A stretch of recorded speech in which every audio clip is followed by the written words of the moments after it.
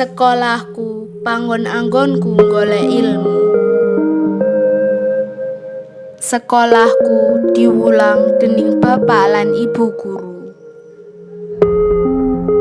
Sekolahku sinau maca buku.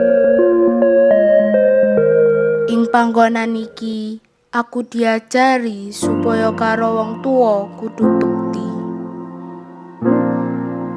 Ing panggonan iki aku diajari marang kanca aja srei.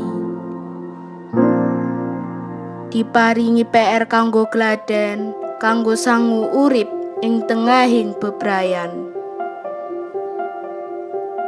Aku percaya sanajan abot kudu dilakoni. Kabeh mau kanggo kapentingan pribadi.